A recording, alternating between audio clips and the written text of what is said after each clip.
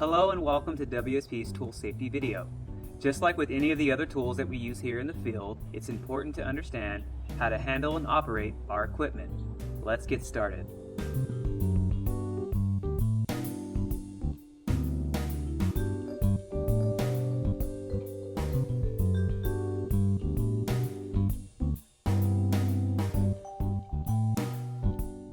Now answer me this. What's one of the most important tools that we use every day out in the field? If you answered our bodies, you would be correct. What you're going to want to do is warm up the targeted muscle groups that will be associated with the work that you'll be doing for the day. You can begin by getting the heart rate up by engaging in light, low-impact cardio for 30 to 60 seconds.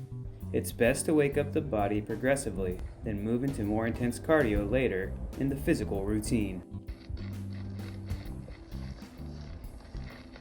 Let's say, for example, we are going to engage in some electrofishing. You can anticipate utilizing your back, core, legs, shoulders, and arms. Practice having safe footing. Whether the type of work is walking up a trail, wading through a creek, or digging a hole for a tree, the better you prepare your body, the more likely you are to prevent strain and sprains in the field. You can include physical conditioning as a standard way to begin your day and opt to include it in your safety meetings. In this video segment, we'll be discussing proper lifting techniques for most objects that we may encounter in our field. Let's start with positioning your body close to the object that you will be lifting. Squat down and grab hold of the object with both hands. Keep your back straight and core tight, and begin to push up with your legs. Keep the weight closer to your body. This will help maintaining your center of gravity. Avoid twisting your body, especially when moving heavier loads.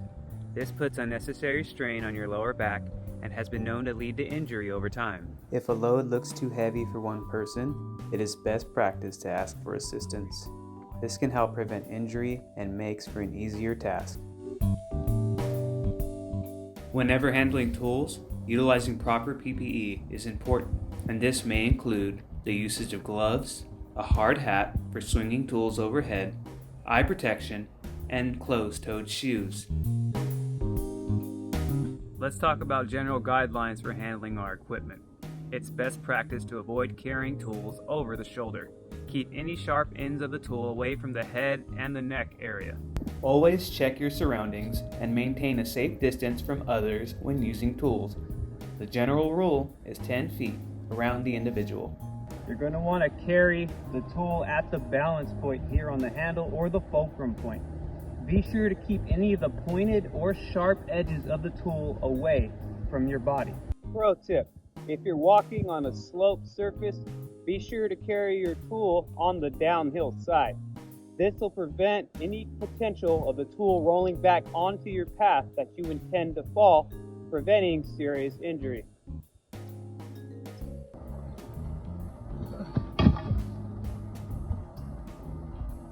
Whenever you have completed utilizing your tool, return them to the designated tool wheel area. It ensures that the tools do not get lost and keeps them from being stumbled over.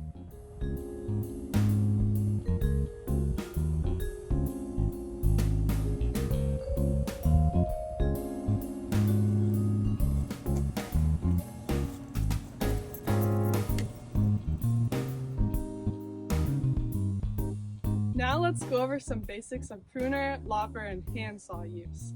Each one is optimal for cutting different sized branches. Pruners, or clippers, are great for cutting small branches up to ½ an inch across or until you feel resistance while you're cutting with them. Loppers are your go-to for branches up to 1 inch across. It's also great for ones you can't quite reach, since it's basically just a pruner with giant handles for leverage. For even larger branches, switch to a handsaw. It will be tempting to use the loppers for larger branches as well, but resist the temptation, otherwise you could damage them. In terms of technique, keep your fingers away from the blades and the pinch zone, and always cut perpendicular to the branch. You should not have to squeeze very hard while you're cutting, and you'll want to switch hands every few minutes to avoid straining your hand muscles. If your hands are feeling sore, take a break and switch to the loppers. And for the loppers, it's very important that you do not twist as you cut. This will spread the two blades apart and render the tool useless. Here's a perfect example of when you might want to use the loppers to cut up some giant pieces of blackberry.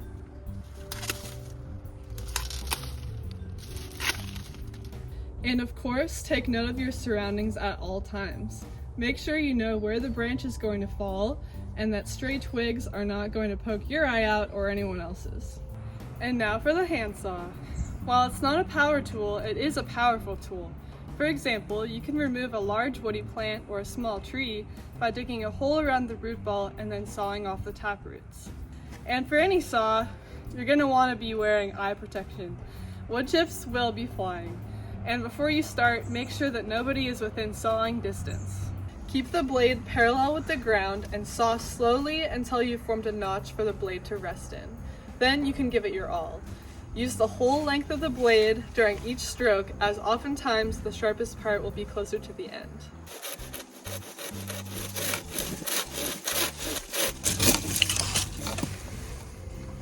And there you have it. Now you can tackle any size branch with these three tools. However, once you get into log status, leave that for someone else.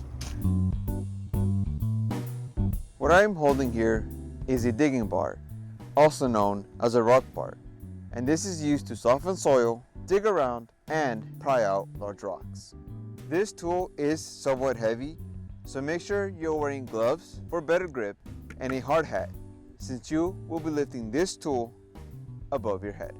Before bringing this tool down, make sure you have a wide enough stance to prevent the rock bar from hitting your toes or foot. As you bring the tool down, keep your back straight and bend at your knees. Unbend your knees as you bring the tool back up, and remember to keep that back straight. Again, as you bring the bar down, bend at your knees and keep that back straight. As you bring the tool up, remember to unbend at the knees. Do not lean forward or back when bringing the rock bar up or down. That's all, folks. You are now ready to start conquering the rock bar. In this segment, we'll be discussing the proper usage and care of a pick. I'll be using a pickmatic, which is a pick that includes a grubbing edge on the head. You're always going to be wanting to wear a hard hat whenever swinging a tool overhead. What's also important is the proper utilization of eye protection. This will keep any foreign particles from entering into your eye area, preventing serious injury. It's best practice to maintain 10 foot of working area in between persons while on the field.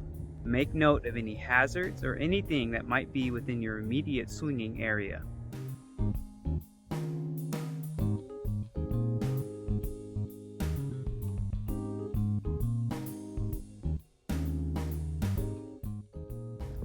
Swinging! We're going to want to pick a comfortable stance. For me, it's about shoulder width distance apart.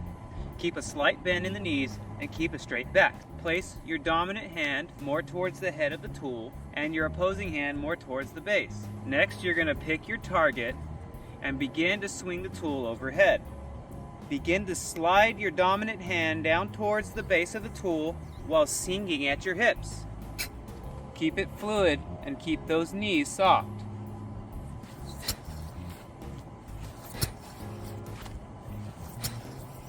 Use the momentum of the tool to do the work. It's best to avoid having stiff and rigid knees when swinging this tool. You place unnecessary strain on your lower back, and this can lead to serious injury over time. Now that concludes our time for the proper handling and usage of a pick. Post hole diggers are a great tool for anyone looking to dig a hole efficiently. They're great for tasks such as installing posts, planting trees, or even ice fishing. In order to use a post hole digger, you'll simply clamp the top together like so that the bottom of the digger is open. Then, using a straight back, you can plunge it into the ground. If you want more force, you can bend your knees during this process. Then, to remove the dirt, you'll simply open up the top so that the bottom clamps together. Bend your knees, you can remove it.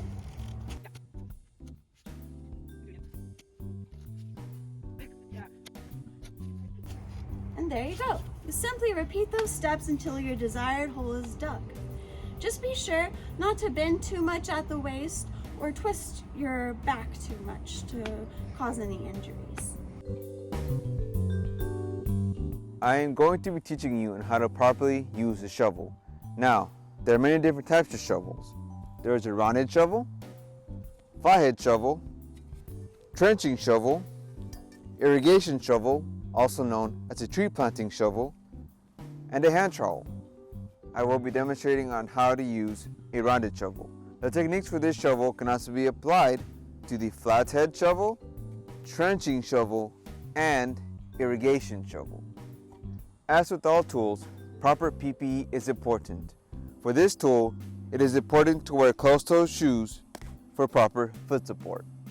First, you're going to stake the shovel down into the target point. Then, you're going to lift your foot of choice and bring it down with force. Always keep one foot on the ground when using a shovel. If you're wondering what part of the foot you want bearing down on the shovel, it can be best to use the forefoot located below the toes or the heel. It might take multiple kicks to get the shovel down at the depth that you want it. Remember to keep one foot on the ground as you drive down into the shovel. Once the shovel is at the depth you want it and are ready to lift it up, bend at your knees, not your waist, and keep the back straight. As you lift the shovel up, unbend at the knees. Try to face the direction of where you want to load your shovel so you do not need to twist your whole body to dump it. If you do need to twist, pivot your whole body instead of twisting your back. Pivot your whole body by turning your hips and shoulders together and using your legs to reposition your stance. Just to reiterate, bring the shovel down at the target area with force using your arms to push with momentum. Bring your foot down at the forefoot or sole with your other foot on the ground. Squat to lift the shovel, keep your back straight, and unbend your knees as you go up. Pivot your whole body and sling the material in one fluid motion. If the soil is hard, it is usually easier to break up the ground using a different tool and then move the material out with the shovel. Keep in mind that as the hole gets deeper, the shovel becomes less effective at removing material from narrow holes. To solve this inconvenience, you can change your shovel type or utilize a different tool to extract the tough to reach material. By following these instructions, you can now use a shovel like a boss. Are you looking for a tool to help move materials atop the ground? Well, a rake can help. We have a few different options of rakes here that we can use. First, we have our hand rake. This is great for working in gardens, whether you have to remove small weeds or even some small invasive plants. Next, we have our soft rake or our leaf rake. And as the name implies, it's great for moving around leaves. Finally, we have our rock rake over here. It's a bit tougher, but it's great for moving mulch or gravel around. While each rake is great for moving different materials, there are some things you want to keep in mind with these two larger rakes. You'll want to keep a straight back, bend your knees, and put one foot forward. Also, be sure not to overreach. Now, you'll be able to get your job done using a rake.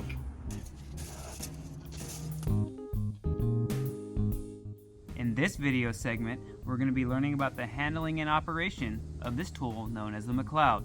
The head has two sides on it, one of them being a cutting side, which is used for chopping at small roots and scraping soil, and the tine side is used for raking organic material. When using the McLeod, you're going to want to take your dominant hand and have it more towards the head of the tool while keeping your opposing hand more towards the center. You're going to have a slight bend in your knees, positioning one foot in front of the other, and maintain a straight back.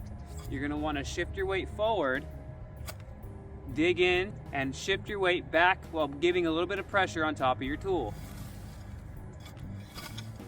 When it comes to using the chopping side, the cutting edge, take short, shallow chops until you reach bare mineral soil.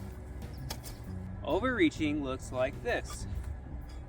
Notice my hand positioning is further back on the handle. You put unnecessary strain on your lower back, and over time, misuse can cause injury. Howdy, Corps members. Today we're going to learn on how to properly use a pitchfork. First and foremost, try to face the direction that you are unloading your pitchfork so you do not need to twist your whole body to dump the material. Try to have at least a shoulder width stance for proper balance. Make sure that you have one foot in front of the other. To load the pitchfork, you need to plunge it into the pile quickly and with a lot of force to pick up as much material as you can. Otherwise, you might just push the material away from you. Use your arms and not your back. When picking up a loaded pitchfork, keep your back straight and bend at the knees. Ensure that you do not lock your knees. If you need to change positions to dump the material, do not twist your back. Sling the pitchfork to the side as you swing your shoulders and hips together, and use your legs to reposition your stance. And there you have it. You can now consider yourself a whiz on the pitchfork. Now we're going to learn about a cool tool called the Extractigator, also known as the weed wrench. This tool is really useful when pulling out stubborn woody plants such as Scotch broom and Himalayan blackberry. It's pretty heavy and bulky, so you'll want to carry it with your arms and not your back. Identify the pinch zone.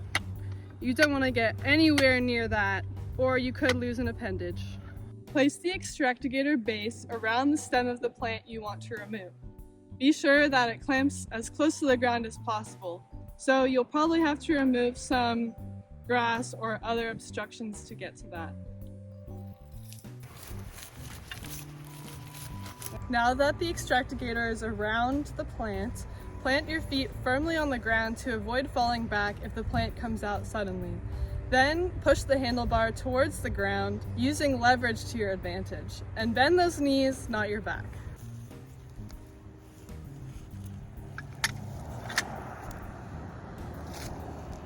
If you have a stubborn weed that is still too hard to pull out by hand after this, try reclamping the tool around the base of the plant that has come out of the ground to get leverage again. I was just trying to pull out a very large blackberry with this without much luck, so sometimes you're better off just using a shovel to dig it out. Trash grabbers are a great tool to have around. You never know if there might be some litter that needs to be picked up and thrown away or recycled.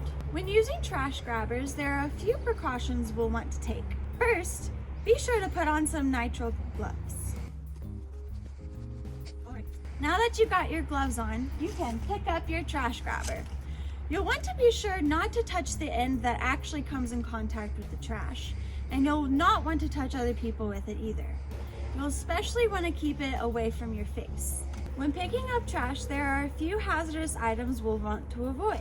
Any kind of bottles with liquid in it or needles that might have something to do with drug use. Glass or blades that might break through our trash bag. We'll also want to avoid anything with bodily fluids or blood on it, such as toilet paper. Keep these things in mind when picking up trash, and you should be set to go.